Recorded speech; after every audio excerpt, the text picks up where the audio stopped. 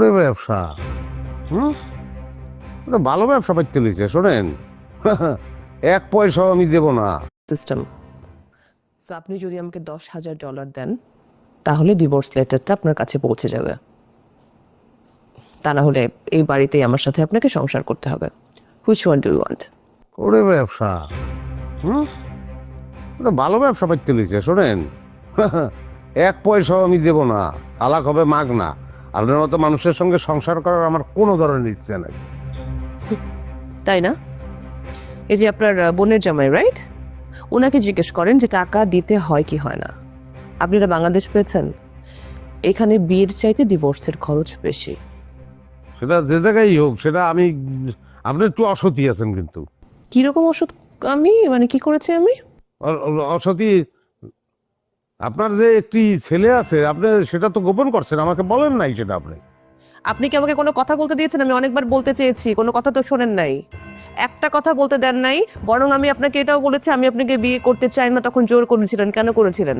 আর এই যে ভাই, মনে নাই আপনার ভাই কি বলেছিল? সে কিন্তু বলেছিল একটা মানুষ হলেই হয়, আর সেখানে তো আমি তো অনেক ভালো কিছু, রাইট? ভাইয়া আমি বলি কি, আপনি সংসারটা করেন। আমাদের আপনার তো বাচ্চা কাছে দরকার ছিলই, তাই না? তো এরকম একটা সুন্দরী বউর সাথে ফ্রিতে একটা বাচ্চাও আছে। কানাডায় করো কি কানাডায়? মুদি দোকান চালাও। পেস্টের লগে বিরাজ ফ্রি দিতে দিতে ওই ফ্রির অভ্যাস হয়ে গেছে। আর বাচ্চা মেয়ে কি বাচ্চার দোকান দিতে বাচ্চা ফ্রি দেবে? আর আমি এই বাচ্চা কার বাচ্চা নেবো? আর কি আমার বাচ্চা? তালটি বেলটি কথাবার্তা।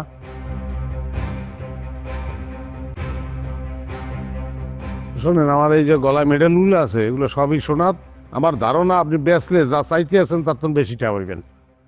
আমি যা বলতে আছি, আপনার পায়ে ধরে আপনি মানিয়ে নেন, তালাকটা দিয়ে দেন, এটা ভালো হইবে। বিয়ে করার জন্য একসময় পায়ে ধরেন, আবার ডিভোর্সের জন্য আরেকবার পায়ে ধরেন। আপনারা পারেন রে ভাই, ফালতু সব। দেন মেডেলগুলি দিয়ে আমাকে যান।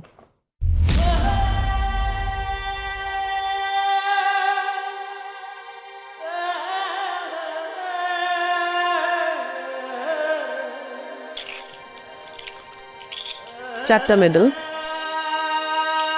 দেখেন, আমি আসলে এটা ন্যায্য কথা কই, আমি কিন্তু আপনাকে, আমি তো ভালোবাসছি, বুঝলেন?